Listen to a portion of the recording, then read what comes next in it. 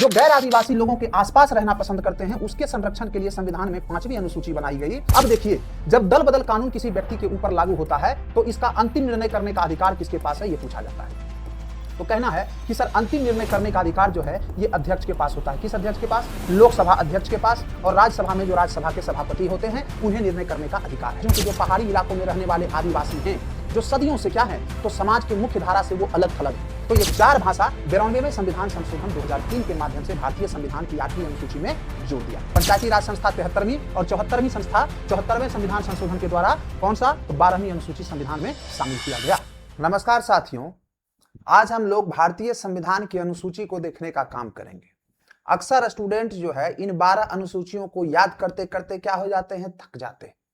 लेकिन एग्जामिनेशन में जैसे यहां सा थोड़ा सा सवाल को ट्विस्ट करता है, केस स्टडी से सवाल पूछ लेता है, उदाहरण से सवाल पूछ लेता है, तो ऐसी स्थिति में बच्चे यहां पर कंफ्यूज हो जाते हैं। आज का यह वीडियो देखने के बाद, चाहे आप पहली बार पॉलिटी क्यों ना पढ़ रहे हो, आप चाहे यूपीएससी की तैयारी करते हो, स्टेट पीसीएस की तैयारी करते हो, आपको आज हम संविधान की इन 12 अनुसूचियों को अंगुलियों पर याद करवा देने का काम करेंगे। तो आप सब लोग वीडियो को अंत तक देखिएगा और सुमित सर ऑफिशियल के इस यूट्यूब चैनल को आप लोग लाइक, शेयर और सब्सक्राइब जरूर कर लीजिएगा। अब आइए, सबसे पहले हम देखते हैं कि एक बुनियादी बात को हम समझते हैं कि सर ये अनुसूचियां होती क्या है। सबसे पहला प्रश्न उठता है कि सर ये अनुसूची जो है, ये अनुसूची क्या होती है। सबसे पहले तो ये जानना जरूरी है ना। इसके बाद हम जानेंगे कि अनुसूची कितने हैं, अनुसूचियों में क्या क्या चीज का वर्णन है, वो बाद में देखेंगे। सबसे पहली जो बात हमारे लिए जानना महत्वपूर्ण है कि सर ये अनुसूचियां होती क्या है। तो देखिए साथियों, इसे एक उदाहरण के तौर पर समझिए कि मान लीजिए आपने कोई किताब लिखी है ना, आपने कोई किताब लिखी, किताब के जो मुख्य अध्याय हैं उसमें आपने बड़े बड़े क्या किए, नियम लिख दिए। किताब में आपने क्या किया, तो बड़े बड़े नियमों को लिख दिया किताब में। अब जब नियमों को इसमें लिख दिया तो याद रखिएगा कि ये जो नियम हैं, इसमें अगर पूरी लिस्ट हम सारे इसी नियम में, इसी किताब में, इन नियमों में सारे सूचियों को हम लोग शामिल कर देते, यदि हम इसी में शपथ का फॉर्मेट शामिल कर देते, राज्यों के नाम शामिल कर देते, सूचियों का विवरण दे देते, 9वीं अनुसूची में जितने विषय हैं उनको हम इसमें अगर शामिल कर देते, तो ये किताब आपको नहीं लगता है कि बहुत ज्यादा मोटी हो जाती और समझने में बहुत ही मुश्किल हो जाती। एक तो ऐसे ही हमारा संविधान दुनिया का सबसे विस्तृत संविधान है कि नहीं, बहुत व्यापक संविधान है। और यदि इन सब चीजों को अगर हम इसमें शामिल करने लगते तो जाहिर सी बात है कि ये किताब इतना कॉम्प्लिकेटेड हो जाता, इतना मुश्किल हो जाता कि इसे समझना बहुत ही कठिन हो जाता। इसीलिए जो हमारे संविधान निर्माता थे उन्होंने कहा कि हम जो मुख्य अनुच्छेद है उसी मुख्य अनुच्छेद के पीछे हम 12 अतिरिक्त सूचियां जोड़ देंगे। इसी को हम लोग क्या कहते हैं, तो अनुसूची कहते हैं साथियों। इसी को क्या कहते हैं, अनुसूची कहते हैं। अनुसूची जोड़ने के पीछे क्या मकसद था हमारे संविधान निर्माताओं का, ये बात भी आपको समझ में आ गया कि संविधान जो है वो क्या हो। संविधान में ऑलरेडी बहुत सारा अनुच्छेद है, आप सबको पता है, और उन अनुच्छेदों में ही हम सारे नियम को लिखने लगते, सारे नियमों का वर्णन करने लगते, तो ऐसी स्थिति में क्या होता कि हमारा संविधान का पुस्तक बहुत बड़ा हो जाता, बहुत जटिल हो जाता और उसे समझना बहुत ही कठिन हो जाता। इसीलिए हमने क्या किया, तो हमारे संविधान निर्माताओं ने क्या किया कि मुख्य अनुच्छेदों के पीछे इन्होंने 12 अतिरिक्त सूचियों को जोड़ देने का काम किया। इसी को हम लोग अनुसूची कहते हैं। अब जरा ध्यान दीजिएगा साथियों, आप सबको पता है कि 26 नवंबर 1949 ईस्वी को, 26 नवंबर 1949 ईस्वी को हमारा संविधान बनकर क्या हो गया, हमारा संविधान बनकर तैयार हो गया। संविधान तैयार हो गया और इसी दिन से भारतीय संविधान के कुछ प्रावधान को आंशिक रूप से लागू भी कर दिया गया है ना। इसी तिथि से, याद रखिएगा, इसी तिथि से संविधान को आंशिक रूप से लागू कर दिया गया। आंशिक रूप से क्या कर दिया गया साथियों, तो लागू कर दिया गया आंशिक रूप से। और पूर्ण रूप से आपसे पूछा जाएगा कि हमारा संविधान पूर्ण रूप से कब लागू हुआ, तो कहना है कि सर संविधान पूर्ण रूप से जो लागू हुआ 26 जनवरी 1950 ईस्वी को हुआ। यह बात आप सबको पता होगा। अब जरा ध्यान दीजिएगा कि जब मूल संविधान बनकर हमारा तैयार हुआ था, जो हमारा मूल संविधान था, मूल संविधान था। इस मूल संविधान में आप सबको पता है कि 22 भाग थे, 22 भाग थे, 395 अनुच्छेद थे, 395 अनुच्छेद थे और 8 अनुसूचियों का इसमें वर्णन देखने को मिलता था। 8 अनुसूचियों का वर्णन देखने को मिलता है। परंतु वर्तमान संदर्भ में अगर हम बात करें तो आप सबको पता है कि वर्तमान संदर्भ में भाग तो 22 है, अनुच्छेद बढ़कर 470 प्लस हो चुके हैं और अनुसूचियों की संख्या बढ़कर 12 हो गई है, 12 हो गई है। यानी अब तक जो है 1950 से लेकर आज 2026 तक की अगर स्थिति की बात करें तो इन 76 सालों में 4 अनुसूचियां जोड़ी गई हैं। वो चारों अनुसूचियां कौन सी हैं, कब कब जोड़ी गई, उसमें क्या प्रावधान है, अभी हम सारे अनुसूचियों को देखने का काम करेंगे। तो यहां तक दोस्तों एकदम बात क्लियर है, स्पष्ट है। आगे बढ़ें, अब देखते हैं कि अनुसूचियों का एकदम चरणबद्ध तरीके से उसमें क्या क्या है। सारे अनुसूचियों को एक एक करके देखेंगे। यहां से एग्जामिनेशन में बहुत सारे प्रश्न बनते हैं, 1 से 2 प्रश्न तो निश्चित ही होते हैं। तो सब लोग वीडियो को एकदम ध्यान से गौर से देखते रहिएगा। आइए शुरू करते हैं। अब देखिए, जो सबसे पहला है जिसको हम लोग कहते हैं प्रथम अनुसूची। क्या कहते हैं साथियों? तो कहना है कि सर प्रथम अनुसूची कहते हैं, फर्स्ट शेड्यूल कहते हैं। इसमें क्या है जरा इसको ध्यान से देखिएगा।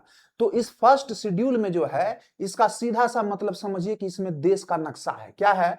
तो कहना है कि सर इसमें देश का जो है वो नक्शा है। फर्स्ट शेड्यूल में क्या है साथियों? तो कहना है कि सर देश का नक्शा है। कहने का मतलब है कि इसमें भारत के जो सभी राज्य हैं, केंद्र शासित प्रदेश हैं, उनके नाम और उनकी भौगोलिक सीमाओं का पूरा ब्यौरा आपको अनुसूची 1 में ही देखने को मिलेगा, है ना। क्या मिलेगा साथियों? तो कहना है कि देश के जितने भी राज्य हैं, देश के सभी राज्य, देश के सभी राज्य, इसके अलावा यूटीज, यूटीज कहने का मतलब है यूनिटरी यूनियन टेरिटरीज यानी केंद्र शासित प्रदेश, और इसके नाम और भौगोलिक प्रदेश और भौगोलिक प्रदेशों का आपको इसमें वर्णन देखने को मिलेगा। यानी इसके नाम एवं भौगोलिक प्रदेशों का वर्णन देखने को मिलता है। अब जरा ध्यान दे दीजिए, फिर से एक बार देखते हैं कि पहली अनुसूची में क्या है। तो कहना है कि सर देश का नक्शा है, देश के सभी राज्यों, केंद्र शासित प्रदेशों के नाम और उसके भौगोलिक प्रदेशों का पूरा ब्यौरा आपको इसी संविधान की पहली अनुसूची में देखने को मिलता है। और प्रथम अनुसूची जो है ये भारतीय संविधान के अनुच्छेद 1 से लेकर अनुच्छेद 4 तक में इसका आपको वर्णन देखने को मिलता है। इसीलिए याद रखिएगा कि भारतीय संविधान में यदि आर्टिकल 2 के तहत या आर्टिकल 3 के तहत किसी भी नए राज्य का निर्माण करना है और आर्टिकल 3 के तहत नए राज्य का निर्माण हो, उसके नाम में परिवर्तन हो, उसकी सीमाओं में परिवर्तन हो, यदि ऐसा कोई भी काम हमें करना है तो हम लोग क्या करते हैं? पहली अनुसूची में ही संशोधन करते हैं। आप सबको पता है कि जब जून 2014 में आंध्र प्रदेश से अलग होकर तेलंगाना को एक राज्य बनाया गया और या 2019 में जम्मू कश्मीर और लद्दाख को 2 यूनियन टेरिटरीज बनाया गया, तब भी भारत के संविधान की पहली अनुसूची में ही साथियों संशोधन किया गया था। तो पहली अनुसूची एकदम क्लियर हुआ, बात अच्छे से समझ में आ गया। इसमें कुछ नहीं है, पूरे देश का नक्शा दिया गया है, देश में जितने भी राज्य हैं, जितने भी केंद्र शासित प्रदेश हैं, उस सब का नाम और उसके भौगोलिक क्षेत्रों का पूरा ब्यौरा आपको प्रथम अनुसूची में देखने को मिलेगा। और प्रथम अनुसूची जो है ये आर्टिकल 1 से आर्टिकल 4 तक इसका आपको वर्णन देखने को मिलता है। यहां तक बोलिए किसी को कोई दिक्कत है? आगे बढ़े। अब देखते हैं संविधान का द्वितीय अनुसूची। द्वितीय अनुसूची क्या है जरा इसको ध्यान से देखिएगा, बहुत इंपॉर्टेंट है, यहां से प्रश्न भी पूछे जाते हैं और अक्सर बच्चा जो है ये द्वितीय अनुसूची और तृतीय अनुसूची में क्या होता है, कंफ्यूज होता है। सेकंड शेड्यूल क्या है? सीधा सा बात समझिए कि ये वेतन और भत्तों से संबंधित है। किससे संबंधित है साथियों? तो वेतन और भत्तों से संबंधित है, वेतन और भत्तों से संबंधित है। सीधा सा बात है कि देश में जितने भी बड़े बड़े संवैधानिक पद पर बैठे हुए व्यक्ति हैं, जितने भी हमारे देश के संवैधानिक पदाधिकारी हैं, उन सभी के वेतन, भत्तों और पेंशन की जो जानकारी है आपको ये द्वितीय अनुसूची ही क्या करती है? प्रदान करने का काम करती है। और इस द्वितीय अनुसूची के तहत याद रखिएगा कुल 9 संवैधानिक पदाधिकारियों के वेतन भत्ते आदि की चर्चा है। 9 संवैधानिक पदाधिकारी, 9 संवैधानिक पदाधिकारियों के वेतन भत्ते और पेंशन की चर्चा है। इसमें कौन कौन आते हैं? तो सबसे पहला हो जाते हैं भारत के, कहना है कि सर राष्ट्रपति, है ना। भारत के राष्ट्रपति के बाद कौन आते हैं? राज्यपाल आते हैं। आप कहिएगा सर राष्ट्रपति के बाद तो दूसरा आना चाहिए उपराष्ट्रपति।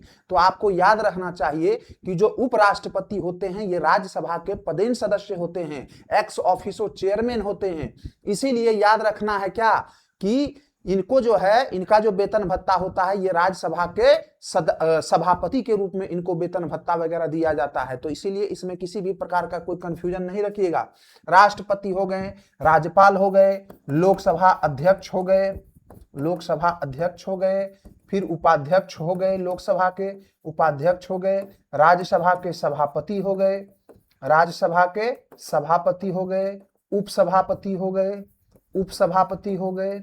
इसके बाद सर्वोच्च न्यायालय के न्यायाधीश हो गए, न्यायाधीश हो गए। इसके बाद हाईकोर्ट के न्यायाधीश हो गए, हाईकोर्ट के न्यायाधीश हो गए। और एक हो गए जिसको हम लोग CAG कहते हैं, कंट्रोलर एंड ऑडिटर जनरल कहते हैं।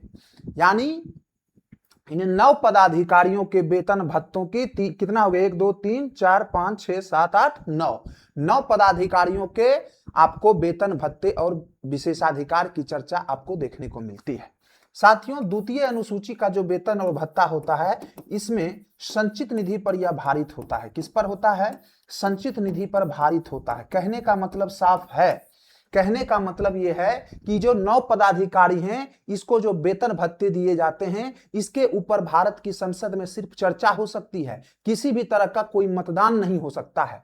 और इनके वेतन भत्तों को स्वतंत्र बनाया गया है, इसको संसद चाहकर भी रोक नहीं सकती है। ऐसा इसलिए किया गया है ताकि ये सभी जो संवैधानिक पदाधिकारी हैं अपने कर्तव्यों का एकदम, अपने जो इनको दायित्व मिला है, जो इनको कर्तव्य मिला है, बिना किसी डर के, बिना किसी भय के, बिना किसी पक्षपात के ये लोग अपने संवैधानिक कर्तव्यों का अच्छे ढंग से निर्वहन कर सकें।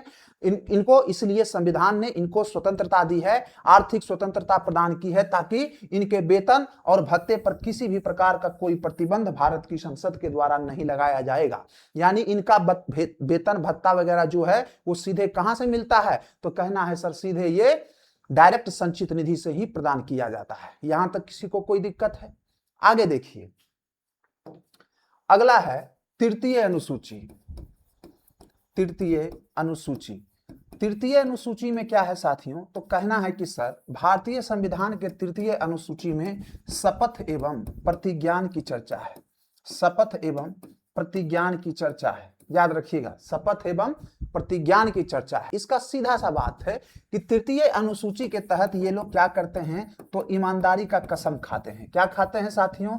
ईमानदारी का ये लोग कसम खाते हैं। क्या करते हैं? ईमानदारी का कसम खाते हैं। सीधा सा मतलब है कि जो मंत्री होते हैं, जो सांसद होते हैं, जो विधायक होते हैं, जो जज होते हैं, जब ये अपना पद संभालते हैं तो ये लोग संविधान की रक्षा का क्या करते हैं? शपथ लेते हैं। और उस पर जितना भी उस शपथ और प्रतिज्ञान में जो बातें अनुसूची में लिखी होती है उसको ये पूरी तरीके से, अच्छे तरीके से पहले पढ़ने का काम करते हैं और ये शपथ लेते हैं कि मैं भारत के संविधान के प्रति सच्ची श्रद्धा एवं निष्ठा रखूंगा, है ना।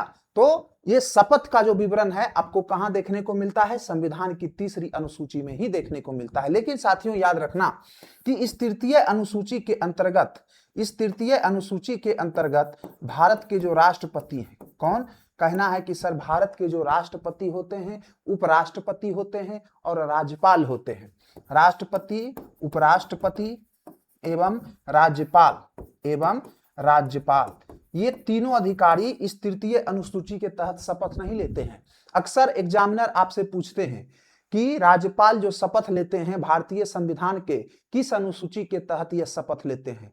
ऑप्शन में दे देगा द्वितीय अनुसूची, तृतीय अनुसूची, चतुर्थ अनुसूची, और कोई ये सीधे लिख देगा कि ये सब अनुसूची के अंतर्गत इसके शपथ का वर्णन नहीं है। तो सीधा सा आंसर याद रखिएगा कि राष्ट्रपति, उपराष्ट्रपति और राज्यपाल का जो शपथ होता है ये तृतीय अनुसूची के अंतर्गत नहीं होता है। ये तृतीय अनुसूची के अंतर्गत ये शपथ नहीं लेते हैं। तृतीय अनुसूची के अंतर्गत शपथ कौन लेते हैं? तो कहना है कि सर मंत्री लेते हैं, सांसद लेते हैं, है ना, जज, जो न्यायाधीश होते हैं वो सब शपथ लेते हैं। लेकिन तृतीय अनुसूची के अंतर्गत ये शपथ नहीं लेते हैं। याद रखिएगा, भारत के जो राष्ट्रपति हैं उनका जो शपथ है, उनका जो प्रतिज्ञान है, किसके तहत मिलता है? तो इसका वर्णन भारतीय संविधान के आर्टिकल 60 में देखने को मिलेगा। कहां देखने को मिलेगा? आर्टिकल 60 में देखने को मिलता है। किसी को कोई दिक्कत? बात समझ में आ गई? द्वितीय अनुसूची आपको वेतन भत्ते और विशेषाधिकार के बारे में बात कर रहा था। तृतीय अनुसूची शपथ एवं प्रतिज्ञान के बारे में चर्चा करता है। अगला देखिए, भारतीय संविधान का चौथा अनुसूची। चौथी अनुसूची क्या है? फोर्थ शेड्यूल क्या है? जरा ध्यान दीजिएगा, ये वेरी वेरी इंपॉर्टेंट है, अक्सर पूछा जाता है ना, वेरी वेरी इंपॉर्टेंट है, इसीलिए इसको जरा गौर से देखिएगा।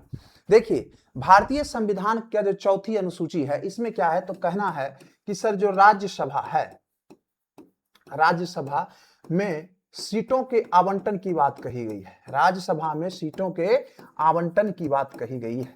आप सबको पता है कि हमारा जो संसद है वो कैसी है? तो द्विसदनीय है। हमारी संसद कैसी है साथियों? तो द्विसदनीय है। एक लोकसभा है और एक राज्यसभा है। एक लोकसभा है, एक राज्यसभा है। आप सबको पता है कि लोकसभा में जो है क्या होता है? तो देश के जो चुने हुए प्रतिनिधि होते हैं, प्रति 10 लाख की आबादी पर वयस्क मताधिकार के आधार पर ये चुन कर आते हैं जो लोकसभा में बैठते हैं। राज्यसभा में क्या किया गया है? तो राज्यसभा में राज्यों को प्रतिनिधित्व देने का काम किया गया है। क्या किया गया है? राज्यों को प्रतिनिधित्व देने का काम किया गया। सीधा सा मतलब है कि किस राज्य से कितने सांसद राज्यसभा में बैठकर जनता की बात रखेंगे, इसका बंटवारा चौथा अनुसूची में किया गया है। कि इसका सीधा सा मतलब है कि किस राज्य से कितने सांसद राज्यसभा में बैठेंगे, इसका वर्णन कहां दिया गया है? तो चौथी अनुसूची में दिया गया है। अब जरा सवाल उठता है कि किस राज्य से कितना सांसद चुन कर आएगा, ये बात कैसे तय होगा? तो ये बात आप सबको पता है कि जिस राज्य की जनसंख्या, सीधी सी बात है कि जनसंख्या के अनुपात में। कैसे? तो कहना है कि सर जनसंख्या के अनुपात में, यानी जिस राज्य की जनसंख्या जितनी अधिक होगी उसका जो सीट होगा उसका उतना ही अधिक होगा। आप सबको पता है कि हमारे देश में उत्तर प्रदेश जनसंख्या के हिसाब से सबसे पहले स्थान पे आता है। इसीलिए उत्तर प्रदेश को जो है राज्यसभा में सर्वाधिक सीटें प्राप्त हैं, 31। आप सबको पता है कि बिहार को प्राप्त है कितना? तो कहना है 16। अन्य छोटे छोटे राज्य भी हैं, जैसे सिक्किम हो गया, सिक्किम को केवल 1 सीट है। मिजोरम है, नागालैंड है, त्रिपुरा है, केवल 1 सीट उसको प्राप्त है। बात समझ में आ रही है? यदि आप दिल्ली देखिएगा केंद्र शासित प्रदेश के रूप में, तो दिल्ली को 3 सीटें प्राप्त है। ठीक उसी तरह से जम्मू कश्मीर को देखिएगा तो याद रखिएगा कि जम्मू कश्मीर का जो है, ये जम्मू कश्मीर का ये राज्यसभा में कितना सीट है रिजर्व? तो कहना है कि सर 4 सीट इसके लिए रिजर्व है। ये केंद्र शासित प्रदेश है ना जम्मू कश्मीर, इसीलिए इस बात को याद रखिएगा। एक बात साथियों बता दें कि जो अमेरिका का संविधान है, अमेरिका का जो संविधान है, अमेरिका के संसद को हम लोग कहते हैं कांग्रेस। क्या कहते हैं? कांग्रेस। कांग्रेस का 2 सदन होता है वहां पे। एक होता है बाबू सीनेट, जैसे भारत में राज्यसभा है वहां सीनेट है, और एक है हाउस ऑफ रिप्रेजेंटेटिव, जैसे भारत में लोकसभा है ठीक उसी तरह से वहां पर हाउस ऑफ रिप्रेजेंटेटिव है। जैसे भारत के राज्यसभा में जो सीटों का आवंटन किया जाता है ये जनसंख्या के आधार पर किया जाता है, यानी जिस राज्य की जनसंख्या जितनी अधिक होगी उसको राज्यसभा में उतना ही अधिक प्रतिनिधित्व मिलेगा। लेकिन अमेरिका में जो सीनेट है, ये जो राज्यसभा है अमेरिका में, यहां पर प्रत्येक राज्यों को क्या किया गया है? तो 2-2 सीटें दी गई है। प्रत्येक राज्य को 2-2 सीटें दी गई है, यानी सीनेट में सदस्यों की संख्या टोटल 100 है, और वहां पर प्रत्येक राज्य, जो 50 राज्य हैं अमेरिका में, हर एक राज्य को 2-2 सीटें दी गई है, चाहे उसकी जनसंख्या कुछ भी हो, है ना। यानी वहां पर समान प्रतिनिधित्व देने की बात कही गई है। परंतु भारतीय संविधान के चौथी अनुसूची में राज्यसभा में सीटों के आवंटन का विचार किया गया है, सीटों के आवंटन का प्रावधान किया गया है। यहां तक कोई दिक्कत है? चलिए आगे देखिए, 5वीं अनुसूची और 6ठी अनुसूची क्या कहती है इसको देखते हैं। 5वीं अनुसूची और 6ठी अनुसूची क्या कहती है, इन दोनों अनुसूचियों को देखने का काम करते हैं। सबसे पहले ध्यान दीजिएगा, देखिए ये जो संविधान में 5वीं अनुसूची और 6ठी अनुसूची शामिल किया गया, इसका मुख्य उद्देश्य क्या था? तो कहना है कि सर देश के जितने भी जनजातीय समुदाय हैं उसका जो भूमि है, उसका जो जंगल है, उसकी जो संस्कृति है, उसकी जो रीति रिवाज है, उसको बाहरी हस्तक्षेप से बचाना और उसे आर्थिक शोषण से सुरक्षित रखना है। सीधा सा मकसद है कि भारतीय संविधान जब हमारा देश आजाद हुआ और भारत का संविधान जब बनकर निर्मित हुआ तो हम यहाँ सबको क्या कर रहे थे? संरक्षण प्रदान कर रहे थे। अल्पसंख्यकों को संरक्षण प्रदान कर रहे थे, दलितों को संरक्षण प्रदान कर रहे थे। तो इसी क्रम में यह प्रश्न उठा कि क्या इन अनुसूचित जनजाति समुदाय के लोगों के लिए भी किसी प्रकार का कोई संरक्षण का व्यवस्था है? तो इसीलिए भारतीय संविधान के 5वीं अनुसूची और 6ठी अनुसूची में इन जनजातीय समुदाय के लोगों के संरक्षण का प्रावधान किया गया। साथियों, हमारे देश में 2 प्रकार के एसटी समुदाय रहते हैं, 2 प्रकार के। ठीक, एक एसटी समुदाय ऐसा है जो क्या होता है, तो ये गैर आदिवासी लोगों के आसपास रहते हैं। ठीक, कैसे हैं? जो गैर आदिवासी लोगों के आसपास रहते हैं, गैर आदिवासी लोगों के आसपास रहते हैं, आसपास रहते हैं, आसपास रहते हैं। और एक अनुसूचित जनजाति का समुदाय ऐसा है जो बिल्कुल क्या है, तो ये गैर आदिवासी लोगों के संपर्क में ही नहीं है, वो एकदम एकांत जीवन जीना चाहते हैं, वो किसी भी बाहरी लोगों से उसको कोई मतलब नहीं है। ठीक, तो एक आदिवासी समुदाय ऐसा है जो एकांत रहना पसंद करता है। क्या करता है? एकांत रहना पसंद करता है, अपने संस्कृति में किसी भी प्रकार का कोई हस्तक्षेप वो पसंद नहीं करता है। तो हमारे देश में 2 प्रकार के जनजातीय लोग थे। एक थे जो कि ये गैर आदिवासी लोगों के बीच में, सामान्य लोगों के बीच में रह सकते हैं, आसपास रह सकते हैं, लेकिन एक समुदाय ऐसा है जो बिल्कुल एकांत रहना पसंद करता है। तो जो गैर आदिवासी लोगों के आसपास रहना पसंद करते हैं उसके संरक्षण के लिए संविधान में 5वीं अनुसूची बनाई गई। और जो एकदम क्या है, एकांत रहना पसंद करते हैं, किसी का कोई हस्तक्षेप नहीं चाहते हैं, वैसे आदिवासियों के संरक्षण के लिए भारतीय संविधान में क्या किया गया, तो 6ठी अनुसूची जोड़ी गई है ना। क्या जोड़ी गई? 6ठी अनुसूची जोड़ी गई। साथियों देखिए, जो मुख्य समुदाय के बीच में रहना पसंद करता है, तो इसके लिए आपको हम बता दें कि 10 राज्य के जो जनजाति हैं, ये 10 राज्य के एसटी समुदाय जो हैं, ये गैर आदिवासी लोगों के आसपास ही रहते हैं, उसके साथ रहना पसंद करते हैं। लेकिन यदि आप पूर्वोत्तर क्षेत्र चले जाइएगा, जहां पर असम है, मेघालय है, मिजोरम है, त्रिपुरा है, वहां के जो जनजातीय होते हैं वो एकदम एकांत रहना पसंद करते हैं। वे बाहरी लोगों का हस्तक्षेप बिल्कुल नहीं चाहते हैं। वे अपने वन, वे अपने जंगल, वे अपने जल, वे अपने सारे कानून, रीति रिवाज, त्योहार सबको वो किसी के साथ साझा नहीं करना चाहते हैं, एकदम सुरक्षित रखना चाहते हैं। तो ऐसे समुदायों के लिए भारतीय संविधान में 6ठी अनुसूची में AMTM याद रखिएगा, यानी असम, मेघालय, मिजोरम और त्रिपुरा के ये 4 राज्यों के जो जनजाति हैं ये एकांत रहना पसंद करते हैं। इसीलिए इनके लिए, इनके संरक्षण के लिए भारतीय संविधान के 6ठे अनुसूची में प्रावधान किया गया। अब जरा दोनों को देखते हैं कि 5वीं अनुसूची और 6ठी अनुसूची में क्या अंतर है। पहले ये बात आपको समझ में आ गई होगी। ठीक है, 5वीं अनुसूची में ऐसे जनजाति समुदायों का संरक्षण किया गया है जो मुख्य लोगों के बीच में, जो गैर आदिवासी लोगों के आसपास वाले इलाके में रहते हैं, और एक ऐसे आदिवासी हैं जो क्या है, तो एकदम एकांत में रहना पसंद करते हैं। तो इसके लिए 5वीं अनुसूची बनाई गई और इसके संरक्षण के लिए 6ठी अनुसूची बनाई गई। 5वीं अनुसूची के तहत कितने राज्यों को शामिल किया गया, तो 10 राज्य के जो जनजाति हैं इसको शामिल किया गया, जिसमें आंध्र प्रदेश है, तेलंगाना है, छत्तीसगढ़ है, गुजरात है, हिमाचल प्रदेश है, झारखंड है, MP है, गुजरात है, महाराष्ट्र है और राजस्थान भी देखने को इसमें मिलता है। तो जो 5वीं अनुसूची है, इन इलाकों में जनजातीय और गैर जनजातीय लोग क्या होते हैं, आपस में रहते हैं। इसका मुख्य उद्देश्य क्या है, तो कहना है कि सर 5वीं अनुसूची का मुख्य उद्देश्य बाहर के जो लोग होते हैं, जो साहूकार होते हैं, जो ठेकेदार होते हैं, उसके द्वारा आदिवासियों की जमीन छीनी ना जाए और उसका आर्थिक शोषण ना किया जाए, इससे संरक्षण उपलब्ध कराने का काम भारतीय संविधान की 5वीं अनुसूची ही करती है। अब जरा ध्यान रखिएगा कि ये जो 5वीं अनुसूची है, ये 5वीं अनुसूची जो है, 5वीं अनुसूची के एसटी समुदाय यानी आदिवासी लोगों के संरक्षण के लिए एक संगठन बनाया गया है, एक प्रशासनिक संगठन है जिसका नाम है TAC।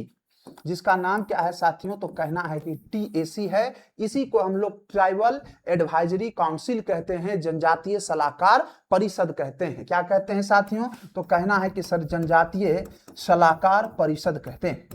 और ये जनजातीय सलाहकार परिषद क्या करते हैं, तो कहना है कि ये जनजातीय सलाहकार परिषद जो है ये 5वीं अनुसूची के अंतर्गत जो आदिवासी समुदाय आते हैं उसका संरक्षण ये करने का काम करते हैं।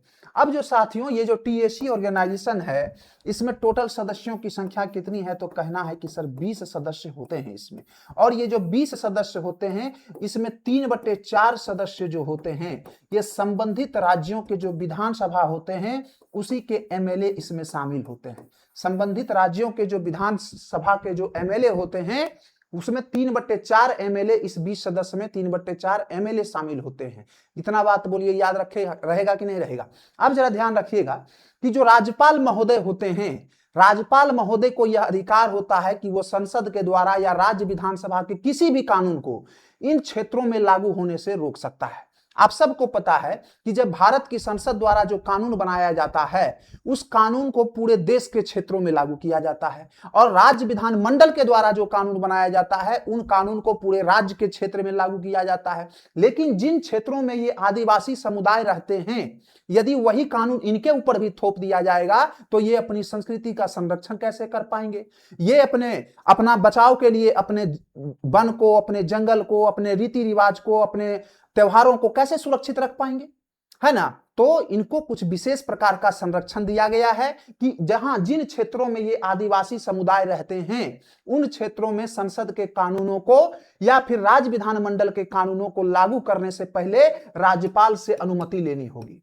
राज्यपाल से क्या करनी होगी, अनुमति लेनी होगी। और राज्यपाल जब तक अनुमति नहीं देंगे तो उस कानून को इस क्षेत्र में लागू नहीं किया जा सकता है। किसी को कोई दिक्कत है? अब देखिए क्या किया जाता है। ये जो TAC ऑर्गेनाइजेशन है, संगठन है, ये राज्यपाल को सलाह देता है। ये राज्यपाल को क्या करता है, सलाह देता है कि जो राज्यपाल महोदय है इस कानून में इस भाग को आप यहां पर लागू नहीं कर सकते, है ना, क्योंकि ये जो होते हैं इसमें जो 3/4 सदस्य होते हैं ये संबंधित राज्य के जो ST MLA होते हैं, आदिवासी MLA होते हैं, वही इसमें सदस्य होते हैं। और ये आदिवासियों के सारे संस्कृति से, उनके खान पान, उनके त्योहार सब तरीके से अच्छे से अवगत होते हैं। इसीलिए ये क्या करते हैं, तो इनको राज्यपाल को सलाह देते हैं कि कौन सा कानून यहां पर लागू करना है और कौन सा कानून लागू नहीं करना है। इतना बोलिए, बात समझ में आया कि नहीं आया? किसी को कोई दिक्कत है? अब देखिए 5वीं अनुसूची के जो आदिवासी समुदाय हैं इनके संरक्षण के लिए भारतीय संविधान के भाग 10 में, याद रखिएगा, भारतीय संविधान के भाग 10 में आर्टिकल 244(1) के तहत इनको संरक्षण प्रदान किया गया है। अब यहां तक सबको बात क्लियर है? अब देखिए 6ठी अनुसूची। 6ठी अनुसूची क्या है, जरा इसको देखेंगे। हम आपको पहले ही बताए हैं कि 6ठी अनुसूची के अंतर्गत वैसे आदिवासी आते हैं जो एकांत रहना पसंद करते हैं। क्या करते हैं? एकांत रहना पसंद करते हैं। और वैसे आदिवासी कहां पाए जाते हैं, तो भारत के पूर्वोत्तर क्षेत्रों में 4 राज्यों में पाए जाते हैं। कितने में? तो कहना है कि सर 4 राज्यों में पाए जाते हैं, असम में, मिजोरम में, त्रिपुरा में और मेघालय में। इन 4 राज्यों में जो जनजाति समुदाय पाए जाते हैं इनके संरक्षण के लिए भारतीय संविधान में एक नया शेड्यूल लगाया गया है जिसको कहते हैं 6ठी अनुसूची। क्या कहते हैं? 6ठी अनुसूची कहते हैं। और भारतीय संविधान के भाग 10 में आर्टिकल 244 का दूसरा खंड और आर्टिकल 275 के तहत इसको इस संरक्षण प्रदान किया गया है। इसको कुछ विशेष अधिकार दिया गया है। वो कौन कौन से अधिकार दिए गए हैं उनको हम समझते हैं। देखिए ये जो 6ठी अनुसूची है इसका जो मुख्य उद्देश्य है वो क्या है, तो कहना है कि इन 4 राज्यों के जो पहाड़ी इलाकों में रहने वाले आदिवासी हैं जो सदियों से क्या है, तो समाज के मुख्य धारा से वो अलग थलग हैं। इनका अपना कानून होता है, न्याय प्रणाली होता है, इनका अपना समाज होता है, समाज में रीति रिवाज इनका अलग होता है, खान पान अलग होता है ना, परंपरा इनका अलग होता है, स्वशासन इनका अलग होता है। तो इनका सब कुछ क्या होता है, हमारे आप लोगों के सामान्य लोगों से इनका सारा व्यवस्था, सारा सिस्टम अलग होता है। तो हम इनके सिस्टम को कुचलने के बजाय, खत्म करने के बजाय हमने क्या किया, इनको तो इनको अपना शासन चलाने की हमने स्वतंत्रता दे दी, है ना। क्या किया? स्वतंत्रता दी। तो संविधान का जो 6ठी अनुसूची है इन 4 राज्यों के आदिवासियों के संरक्षण के लिए इनको स्वायत्तता का अधिकार देता है, अपना प्रशासन स्वयं चलाने का इनको अधिकार देता है, स्वायत्तता का अधिकार दिया गया। और इसी स्वायत्तता के अधिकार के अंतर्गत एक संगठन बनाया गया जिसका नाम है स्वायत्त जिला परिषद, जिसको हम लोग एडीसी कहते हैं। क्या कहते हैं? एडीसी कहते हैं, ऑटोनोमस डिस्ट्रिक्ट काउंसिल कहते हैं, यानी स्वायत्त जिला परिषद कहते हैं साथियों, स्वायत्त जिला परिषद कहते हैं। और ये स्वायत्त जिला परिषद जो है, ये जो एडीसी काउंसिल है, इस काउंसिल में कितने सदस्य होते हैं? तो कहना है कि सर 30 सदस्य होते हैं। इस एडीसी में कुल कितने सदस्य होते हैं? तो 30 सदस्य होते हैं। और ये जो 30 सदस्य होते हैं, इस 30 सदस्य में से 26 सदस्य जो होते हैं ये निर्वाचित होकर आते हैं, है ना। कैसे आते हैं? ये वोटिंग के माध्यम से, ये वयस्क मताधिकार के माध्यम से चुनकर आते हैं। और 4 सदस्य जो होते हैं ये राज्यपाल के द्वारा मनोनीत किए जाते हैं। ये क्या किए जाते हैं?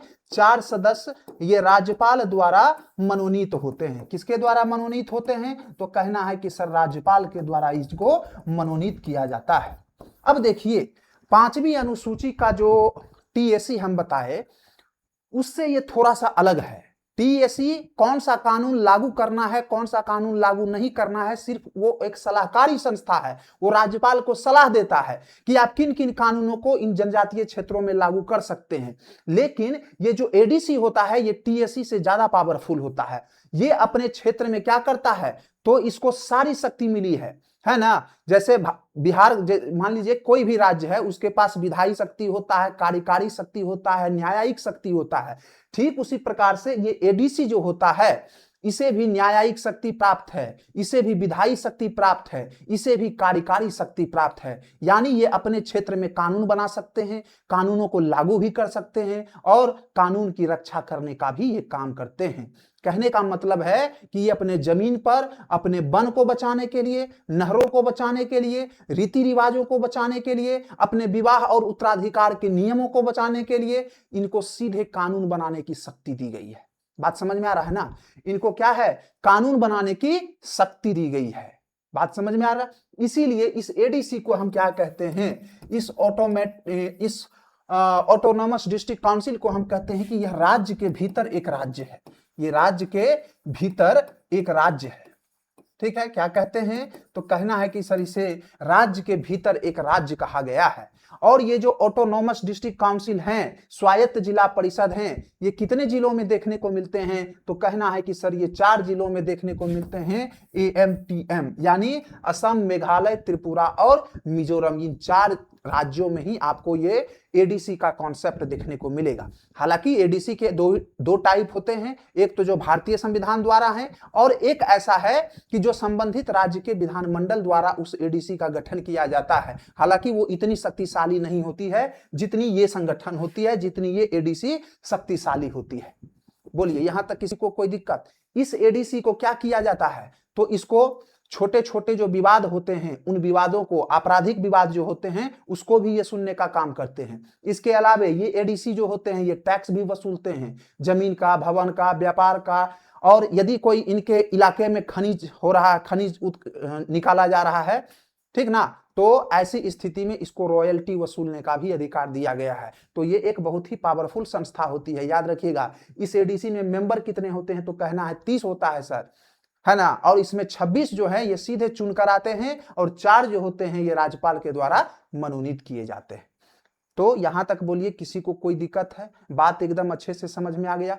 5वीं अनुसूची और 6ठी अनुसूची में क्या अंतर है? क्लियर हुआ। 5वीं अनुसूची कहता है कि जो वैसे आदिवासी का हम संरक्षण करेंगे जो मुख्य धारा के बीच या मुख्य धारा के आसपास रहना पसंद करते हैं।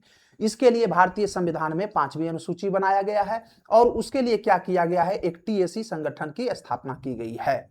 अब देखिए कुछ जनजाति समुदाय ऐसे होते हैं जो एकांत रहना पसंद करते हैं। खास करके पूर्वोत्तर के ये 4 राज्य असम, मेघालय, त्रिपुरा, मिजोरम के जो आदिवासी लोग होते हैं ये एकांत जीवन जीना पसंद करते हैं। इसीलिए इनके संरक्षण के लिए संविधान में 6ठी अनुसूची का प्रावधान किया गया है।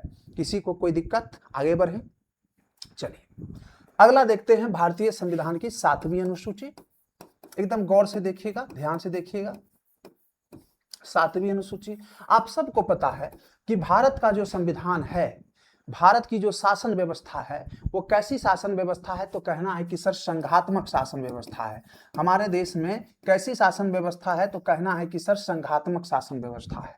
और संघात्मक शासन व्यवस्था जहां होता है वहां पर जो शक्ति होती है, जो पावर होता है, याद रखिएगा, जो पावर होता है, जो शक्ति होता है, उसका क्या कर दिया जाता है, विभाजन कर दिया जाता है।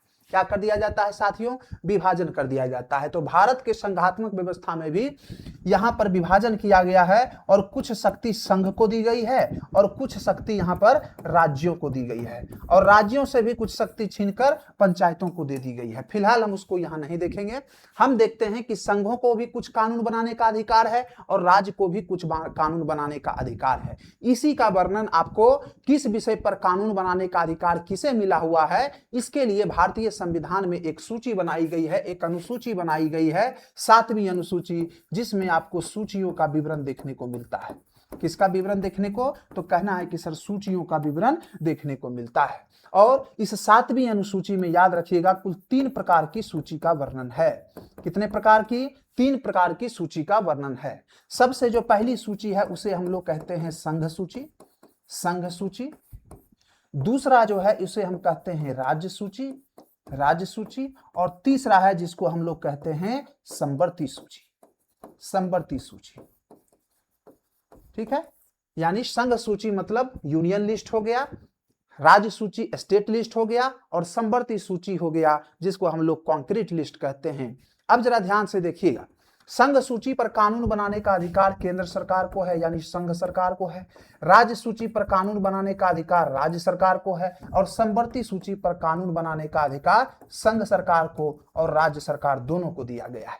लेकिन यदि समवर्ती सूची के किसी विषय पर संघ सरकार और राज्य सरकार के बीच में क्या हो, कॉन्ट्राडिक्शन की स्थिति बन जाए कि किसका कानून मान्य होगा, तो ऐसी स्थिति में संघ सरकार का कानून मान्य होता है। अब जरा ध्यान से देखिएगा, मूल संविधान में संघ सूची में जो विषयों की संख्या थी कितनी थी, तो कहना है कि सर 97 था। राज्य सूची के विषयों की संख्या कितनी थी, तो कहना है कि सर इसका कानून 66 था और समवर्ती सूची में कानून की संख्या 47 थी। परंतु वर्तमान में अगर बात करें तो वर्तमान में संघ सूची में विषयों की संख्या 100 हो गई है, राज्य सूची में विषयों की संख्या 61 हो गई है और समवर्ती सूची में विषयों की संख्या 52 हो गई है। यहां तक बोलो किसी को कोई दिक्कत है? अब जरा ध्यान याद रखिएगा कि राज्य सूची में पहले 66 विषय था। राज्य सूची में पहले विषय की संख्या कितनी थी, तो 66 थी। कब तक थी, तो कहना है कि सर 42वें संविधान संशोधन 1976 तक। लेकिन जब 42वां संविधान संशोधन 1976 आया तो इसके माध्यम से राज्य सूची के 5 विषय को, कितने विषय को, 5 विषय को क्या किया गया, तो उसे समवर्ती सूची में जोड़ दिया गया। वो कौन कौन से 5 विषय हैं, तो कहना है कि सर शिक्षा था, वन था, वन्यजीव एवं उसका संरक्षण था, इसके अलावे नापतौल था और न्याय का प्रशासन था। ये कुल 5 विषय ऐसे थे जिसको राज्य सूची के विषय से निकालकर समवर्ती सूची में जोड़ दिया गया। तो वर्तमान में राज्य सूची के विषयों की संख्या 5 घट गई तो 61 और समवर्ती सूची में ऐड हो गई तो उसकी विषयों की संख्या बढ़कर 52 हो गई। यहां तक बोलिए किसी को कोई दिक्कत है? तो कौन कौन सा है, तो कहना है कि सर शिक्षा था, वन था, वन्यजीव था, वन्यजीव था, नापतौल था और न्याय का प्रशासन था। क्या था साथियों?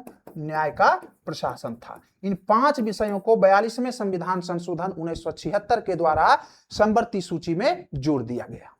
अब जरा ध्यान से देखिएगा, देखिए संघ सूची, राज्य सूची और समवर्ती सूची, ये 3 प्रकार की सूची का वर्णन आपको भारतीय संविधान के आर्टिकल 246 में देखने को मिलता है। कहां देखने को मिलता है साथियों? तो कहना है कि सर आर्टिकल 246 में देखने को मिलता है। किसी को कोई दिक्कत है? और ये जो समवर्ती सूची का जो कॉन्सेप्ट आया है ये किस संविधान से लिया गया, तो कहना है कि सर ऑस्ट्रेलिया के संविधान से लिया गया है। अब एक आर्टिकल है साथी, आर्टिकल 248, याद रखिएगा, जिस विषय का वर्णन इन तीनों सूचियों में नहीं मिलता है, जिस विषय का वर्णन ना संघ सूची में हो, ना राज्य सूची में हो, ना समवर्ती सूची में हो, उसको हम लोग कहते हैं अपशिष्ट सूची। और इस अपशिष्ट सूची पर कानून बनाने का अधिकार किसको दिया गया है? तो कहना है कि सर केंद्र सरकार को दिया गया है। और इसका वर्णन भारतीय संविधान के आर्टिकल 248 में देखने को आपको मिलेगा, जहां अपशिष्ट शक्ति का वर्णन देखने को मिलता है। किसका वर्णन? अपशिष्ट शक्ति, रेसिडुअरी पावर का आपको वर्णन देखने को मिलेगा। यहां तक बोलो क्लियर है कि नहीं क्लियर है? सारा कॉन्सेप्ट एकदम अच्छे से समझ में आ गया कि नहीं 7वीं अनुसूची का? अब आइए देखते हैं 8वीं अनुसूची। 8वीं अनुसूची, ये 8वीं अनुसूची क्या है, जरा इसको ध्यान से देखिएगा। 8वीं अनुसूची में भाषाओं का वर्णन है। किसका वर्णन है साथियों? तो कहना है कि सर भाषाओं का वर्णन है। आप सबको पता है कि हमारा भारत का संविधान, हमारे भारतीय संविधान के भाग 17 में, कहा तो कहना है कि सर भाग 17 में आर्टिकल 343 से लेकर 351 तक क्या है, तो भाषा संबंधी विवरण दिया गया है। क्या किया गया है? भाषा संबंधी विवरण दिया गया है। 8वीं अनुसूची में जो भाषाओं की संख्या है उसकी संख्या कितनी थी? तो मूल संविधान में जो 8वीं अनुसूची में भाषा की संख्या थी वो 14 थी। कितनी थी? तो कहना है कि सर मूल संविधान में 8वीं अनुसूची में 8वीं शेड्यूल में भाषाओं की जो संख्या थी वो 14 थी। कितना थी साथियों? 14 थी। परंतु वर्तमान में भाषाओं की जो संख्या है ये कितनी है? तो कहना है कि सर 22 है। अब प्रश्न उठता है कि ये जो 8 भाषाएं जोड़ी गई 8वीं अनुसूची में, ये कब कब जोड़ी गई? यहां से एग्जामिनर आपसे प्रश्न पूछ लेगा। तो ये 8 भाषा कब कब जोड़ा गया, जरा इसको ध्यान से समझिएगा। सबसे पहला एक संशोधन हुआ 21वां संविधान संशोधन। 21वां संविधान संशोधन 1967। इस 21वें संविधान संशोधन 1967 के द्वारा एक भाषा था सिंधी, जिसको भारतीय संविधान की 8वीं अनुसूची में जोड़ा गया 15वें भाषा के रूप में। इसके बाद एक संशोधन फिर हुआ 71वां संविधान संशोधन। 71वां संविधान संशोधन कब हुआ? तो 1992 में हुआ। 1992 में हुआ। और इसके तहत 3 भाषा को, इस बार याद रखिएगा, 3 भाषा को भारतीय संविधान की 8वीं अनुसूची में जोड़ा गया। कौन कौन? तो कहना है सर कोंकणी, मणिपुरी और नेपाली। ये 3 भाषाओं को क्या कर दिया गया? तो 71वें संविधान संशोधन 1992 के माध्यम से 8वीं अनुसूची में जोड़ा गया। एक और संशोधन हुआ 92वां संविधान संशोधन। 92वां संविधान संशोधन 2003 में। और इसके तहत क्या किया गया साथियों? तो 4 भाषाओं को जोड़ा गया। कहां? 8वीं अनुसूची में। कौन कौन? तो कहना है सर बोर्ड मास, याद रखिएगा ट्रिक इसका ट्रिक याद रखिएगा, बोर्ड मास। बचपन में गणित बनाते थे ना जी, बोर्ड मास पढ़ते थे वहां, तो इस बोर्ड मास को याद रखिएगा। बीओ से हो जाएगा बोडो, डी से हो जाएगा डोगरी, एमए से हो जाएगा मैथिली, और एस से हो जाएगा साथियों संथाली। तो ये 4 भाषा 92वें संविधान संशोधन 2003 के माध्यम से भारतीय संविधान की 8वीं अनुसूची में जोड़ दिया गया। किसी को कोई दिक्कत है? ठीक। 8 भाषा कब कब जोड़ा गया? तो 21वां 1967 में सिंधी, 71वां संविधान संशोधन 1992 द्वारा नेपाली, मणिपुरी और कोंकणी को, और 92वां संविधान संशोधन 2003 के द्वारा बोडो, डोगरी, मैथिली और संथाली। इन 4 भाषाओं को भारतीय संविधान की 8वीं अनुसूची में शामिल किया गया। यहां तक बोलो किसी को कोई दिक्कत है? क्लियर, एकदम समझ में आ रहा है? आगे आइए। अगला अनुसूची है साथियों 9वीं अनुसूची। और ये जो 9वीं अनुसूची है, याद रखिएगा, ये 9वीं अनुसूची जो है बड़ा ही खास है। और इसे कब जोड़ा गया? तो कहना है कि सर प्रथम संविधान संशोधन 1951 द्वारा। कब जोड़ा गया साथियों? 1951 द्वारा जोड़ा गया। याद रखिएगा, भारतीय संविधान का ये सबसे पहला अनुसूची है जिसे संशोधन के माध्यम से जोड़ा गया। तो आपसे एग्जामिनर प्रश्न पूछेगा कि भारतीय संविधान का वह कौन सा अनुसूची है जिसे संविधान संशोधन के माध्यम से जोड़ा गया, तो 9वीं अनुसूची है जिसको 1951 में जोड़ा गया। देखिए साथियों, हो क्या रहा था कि आप सबको पता है कि हमारे भारतीय संविधान के भाग 3 में कहा, तो कहना है कि सर भाग 3 में एक आर्टिकल हुआ करता था, आर्टिकल 31, और इस आर्टिकल 31 के तहत आपको क्या मिला हुआ था, तो संपत्ति का अधिकार मिला हुआ था। क्या मिला हुआ था? संपत्ति का अधिकार, यानी कोई भी व्यक्ति वो जितनी चाहे संपत्ति रख सकता है। इसका अधिकार आपको आर्टिकल 31 के तहत दिया गया था। और आप सबको पता है कि जब हमारा देश आजाद हुआ तो हमारे जो देश आजाद होने के बाद भूमि सुधार कानून है ना, और लैंड सीलिंग एक्ट जैसे कानूनों को लागू करना था। अब जब इन कानूनों को लागू किया गया राज्यों के द्वारा, जैसे बिहार के द्वारा, जम्मू कश्मीर के द्वारा, उत्तर प्रदेश के द्वारा, है ना, तो जब इस कानून को लागू किया गया, भूमि सुधार कानून को, तो ऐसी स्थिति में जो बड़े बड़े जमींदार हुआ करते थे उनका जमीन छीना गया। तो जब उनका जमीन छीना गया तो वो लोग हल्ला करना शुरू कर दिया कि संपत्ति का अधिकार मेरा मूल अधिकार है, और मूल अधिकार आप हमारा कैसे छीन सकते हैं। मूल अधिकार में साफ साफ कहा गया है आर्टिकल 13 में कि यदि आपके मूल अधिकारों पर प्रहार होता है तो आप सीधे सर्वोच्च न्यायालय जा सकते हैं। और इसी क्रम में क्या होने लगा कि जब इन भूमि सुधार कानूनों को लागू किया जाने लगा, जमींदारों की जमीनें छीनी जाने लगी, तो ऐसी स्थिति में सब लोग न्यायालय चला गया। और न्यायालय जब चला गया तो बहुत सारे भूमि सुधार कानून लटक गए, अधर में पड़ गए। तो ऐसी स्थिति में भूमि सुधार कानून लागू नहीं हो सकता था। तो इसी कारण से तत्कालीन प्रधानमंत्री पंडित जवाहरलाल नेहरू ने क्या किया, तो संविधान में पहला संविधान संशोधन किया और एक आर्टिकल जोड़ दिया, आर्टिकल 31 का बी। कौन सा आर्टिकल जोड़ दिया साथियों? आर्टिकल 31 का बी जोड़ दिया गया। और आर्टिकल 31 बी के तहत भारत के संविधान में 9वीं अनुसूची को शामिल किया गया। क्या किया गया? 9वीं अनुसूची को शामिल किया गया। और यह कहा गया कि जिस भी विषय को इस 9वीं अनुसूची में डाल दिया जाएगा उसको न्यायपालिका न्यायिक समीक्षा नहीं कर सकती है। क्या कहा गया? कि उसकी न्यायपालिका न्यायिक समीक्षा नहीं कर सकती है। किसमें कहा गया? 9वीं अनुसूची में। यानी सीधा कहा गया कि न्यायिक समीक्षा नहीं की जा सकती, नहीं की जा सकती, नहीं की जा सकती। तो जब ऐसा कहा गया तब भूमि सुधार कानून जितना था उसको लागू किया गया राज्यों के द्वारा। इसी उद्देश्य से संविधान में 9वीं अनुसूची जोड़ी गई है।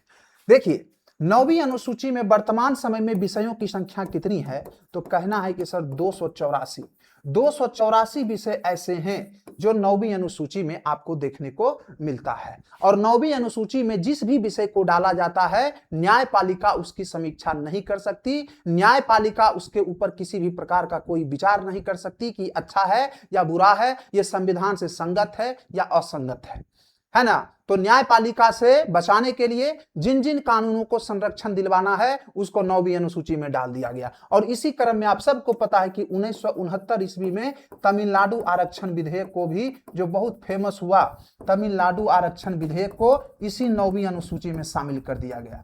किसमें? इसी तमिलनाडु आरक्षण विधेयक को।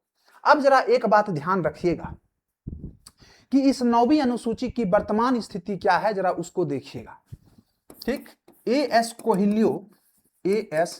कोहिल्यो बनाम तमिलनाडु राज्य के वाद में, बनाम तमिलनाडु राज्य के वाद में 2007 में सर्वोच्च न्यायालय ने एक निर्णय दिया।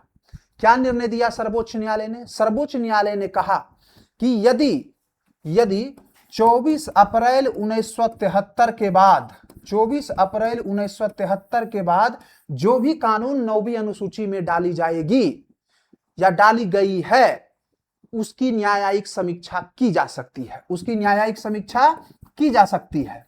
सीधी सी बात है कि जिस भी विषय को 9वीं अनुसूची में डाला गया है, कब? 24 अप्रैल 1973 के बाद, उस विषय की हम न्यायिक समीक्षा इस आधार पर कर सकते हैं कि वे संविधान के मूल ढांचे का क्या कर रहे हैं? उल्लंघन कर रहे हैं। और यदि कोई कानून 9वीं अनुसूची में भी है और संविधान के मूल ढांचे का उल्लंघन कर रही है तो न्यायपालिका वैसे कानूनों की समीक्षा कर सकती है। ये इस कोहिल्यो बनाम तमिलनाडु राज्य के वाद में 2007 में सर्वोच्च न्यायालय ने इस पर निर्णय दिया है। तो वर्तमान में यदि कोई भी विषय 9वीं अनुसूची में डाली जाएगी तो इस स्थिति में न्यायपालिका अब उसकी समीक्षा कर सकती है। ये बात याद रखिएगा।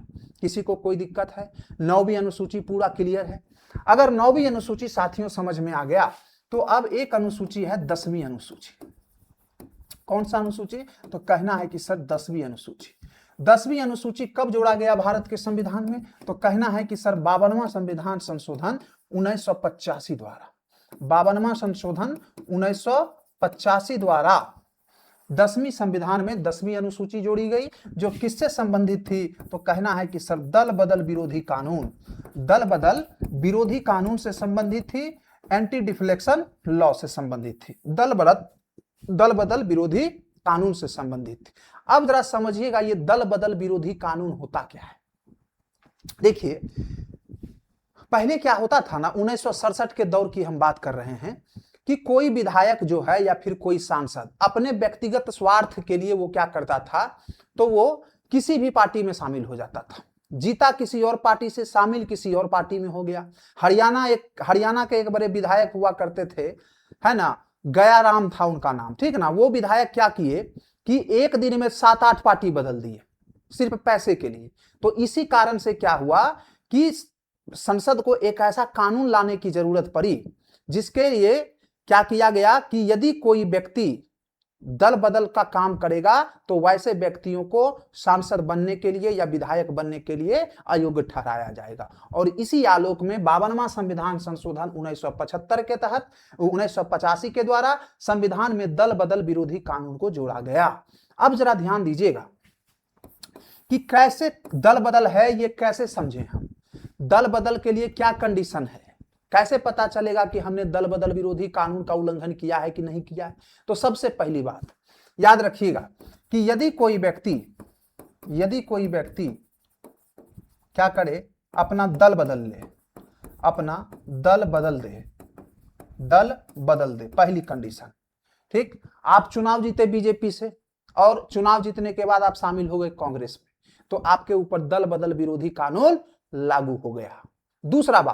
दूसरा कंडीशन कहता है कि यदि कोई सांसद, कोई विधायक पार्टी लाइन से हटकर मतदान करता है, क्या करता है, पार्टी लाइन से हटकर मतदान किया गया। जैसे मान लिया जाए महिला आरक्षण विधेयक पर आपके पार्टी लाइन में कहा गया कि हां में मतदान करना है, आपने क्या किया कि हां के जगह नहीं में मतदान कर दिया, यानी आपने पार्टी का जो व्हिप है, पार्टी लाइन का जो व्हिप है, आपने उसका उल्लंघन किया है।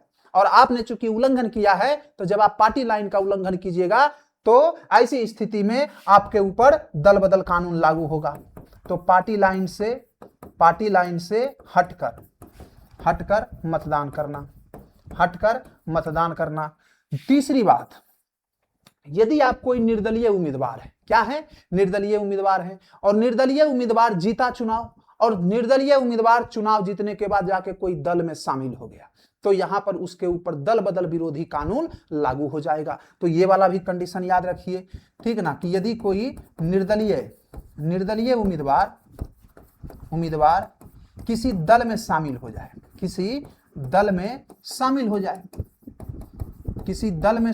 जाए, ये तीसरी कंडीशन। या एक चौथी कंडीशन आप लोग याद रखिएगा कि कोई मनोनीत सदस्य 6 महीने के बाद किसी दल में शामिल हो जाए। जैसे देखिए, हम आपका क्या किए कि मान लिया जाए राष्ट्रपति ने किसी व्यक्ति का मनोनयन किया है ना, राज्यसभा में मनोनयन करते हैं। अब हमने आपका मनोनयन किया और 6 महीने बाद आप किसी और पार्टी में शामिल हो गए, ठीक ना। तो ऐसी स्थिति में आपके ऊपर दल बदल कानून लागू होता है। अब देखिए, जब दल बदल कानून किसी व्यक्ति के ऊपर लागू होता है तो इसका अंतिम निर्णय करने का अधिकार किसके पास है, यह पूछा जाता है।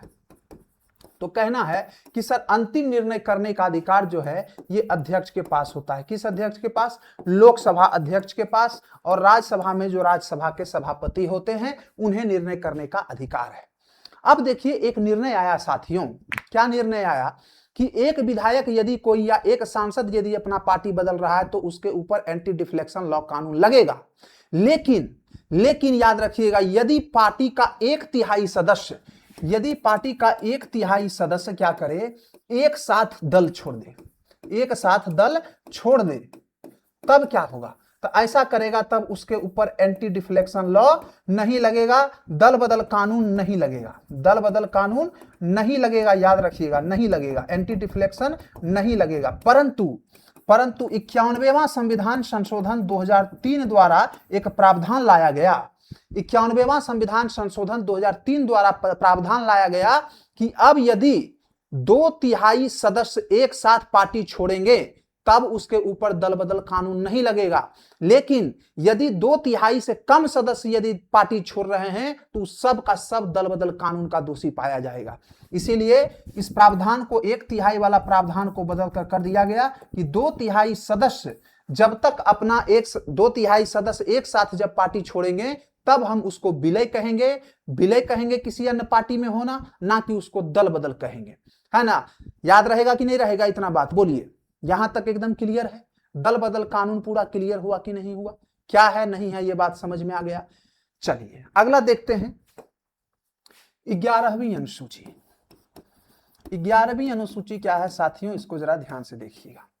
11वीं अनुसूची में क्या जोड़ा गया है, तो आप सबको पता है, इसमें किसका वर्णन है, पंचायती राज का वर्णन है, पंचायती राज का वर्णन है। आप सबको पता है कि पंचायती राज जो है ये महात्मा गांधी का एक सपना हुआ करता था, और उन्हीं के सपनों को साकारित करने के लिए संविधान के आर्टिकल 40 में ग्राम पंचायतों के गठन की बात भी कही गई है ना, कि ग्राम पंचायतों का गठन होना चाहिए, ग्राम पंचायतों का गठन होना चाहिए, ये आर्टिकल 40 में कहा गया। महात्मा गांधी के इन्हीं सपनों को साकारित करने के उद्देश्य से एक कमेटी बनाई गई थी, जिस कमेटी का नाम था साथियों बलवंत राय मेहता कमेटी। क्या नाम था, तो कहना है कि सर बलवंत राय मेहता कमेटी। ये कमेटी 1957 में गठित हुई थी, और इस बलवंत राय मेहता कमेटी ने त्रिस्तरीय पंचायती राज का क्या किया, गठन करने का सुझाव दिया। ये 3 स्तर का पंचायती राज कौन कौन था, तो ग्राम स्तर पर ग्राम सभा, पंचायत के स्तर पर पंचायत समिति, और जिला के स्तर पर क्या था, तो जिला परिषद था। अब जरा ध्यान दीजिएगा, इन्हीं बलवंत राय मेहता कमेटी के सिफारिश के आधार पर तत्कालीन प्रधानमंत्री ने 2 अक्टूबर 1959 ईस्वी को पंडित जवाहरलाल नेहरू के द्वारा राजस्थान के नागौर जिले से, याद रखिएगा, राजस्थान के नागौर जिले से पंचायती राज व्यवस्था का क्या कर दिया गया, शुभारंभ कर दिया गया। अभी देखिएगा, पंचायती राज व्यवस्था का जब शुभारंभ हुआ तब देश में यह मांग उठने लगी कि पंचायती राज संस्थाओं को क्या किया जाए, तो संवैधानिक दर्जा दिया जाए। और संवैधानिक दर्जा देने के लिए ही 64वां संविधान संशोधन विधेयक सदन में पेश किया गया राजीव गांधी की सरकार के द्वारा। कौन सा, 64वां संविधान संशोधन। परंतु ये 64वां संविधान संशोधन विधेयक लोकसभा से तो पारित हो गया, परंतु ये बिल राज्यसभा में लटक गया, जिसके कारण पंचायती राज संस्थाओं को संवैधानिक दर्जा देने का जो सपना था वो राजीव गांधी का अधूरा रह गया। परंतु याद रखिएगा कि 73वें संविधान संशोधन 1992 के द्वारा, 73वां संविधान संशोधन 1992 के द्वारा इस पंचायती राज संस्था को संवैधानिक दर्जा देने का काम किया गया। पहली बार पंचायती राज संस्था को संवैधानिक दर्जा देने का काम किया गया। और इसी 73वें संविधान संशोधन के तहत 11वीं अनुसूची जोड़ी गई भारत के संविधान में। और इस 11वीं अनुसूची में विषयों की जो कुल संख्या थी, कितनी थी साथियों, तो कहना है कि सर 29 विषय को इसमें शामिल किया गया। किसी को कोई दिक्कत, तो 11वीं अनुसूची किससे संबंधित है, ये किस लिए आई, ये बात क्लियर है। अगला देखिए 12वीं अनुसूची।